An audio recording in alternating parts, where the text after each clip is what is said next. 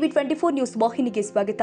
ಸಿರುಗುಪ್ಪ ನಗರದ 18ನೇ ವಾರ್ಡಿನ ಡ್ರೈವರ್ ಕಾಲೋನಿಯಲ್ಲಿ ಕೆಕೆಆರ್ಡಿಬಿ ಅನುದಾನ 59,50,000 ವೆಚ್ಚದಲ್ಲಿ ಸಿಸಿ ರಸ್ತೆ ಹಾಗೂ ಚರಂಡಿ ನಿರ್ಮಾಣ ಕಾಮಗಾರಿಗೆ ಭಾನುವಾರದಂದು ಶಾಸಕ ಬಿಎಂ ನಾಗರಾಜ್ ರವರು ಭೂಮಿ ಪೂಜೆ ಮಾಡಿದರು.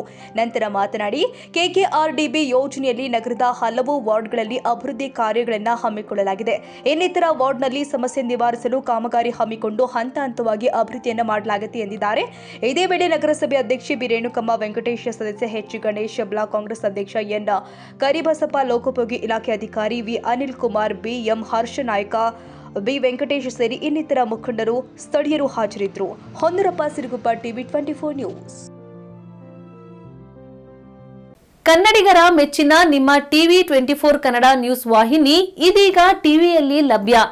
ಕರ್ನಾಟಕ ಮತ್ತು ದೇಶ ವಿದೇಶದ 360 ಡಿಗ್ರಿ ಸುದ್ದಿ ಹಾಗೂ ಉತ್ತರ ಕರ್ನಾಟಕ, ಬೆಳಗಾವಿ, ಬಾಗಲಕೋಟೆ, ಧಾರವಾಡ, ಹಾವೇರಿ, ಗದಗ, ಬಿಜಾಪುರ ಜಿಲ್ಲೆಯ ಕ್ಷಣ ಕ್ಷಣದ ವಿವರವನ್ನ ಪಡೆಯುವುದಕ್ಕೆ ಟಿವಿ 24 ಕನ್ನಡ ನ್ಯೂಸ್ ವಾಹಿನಿಯನ್ನ ಲೈಕ್ ಮಾಡಿ, ವಿಡಿಯೋಗಳನ್ನ ಶೇರ್ ಮಾಡಿ, ಕಮೆಂಟ್ ಮಾಡುವ ಮೂಲಕ ನಮ್ಮ ವಾಹಿನಿಗೆ ಸಹಕಾರ ನೀಡಿ ಮತ್ತು ಚಾನೆಲ್ ಅನ್ನ ಸಬ್ಸ್ಕ್ರೈಬ್ ಮಾಡಿ. Thank you.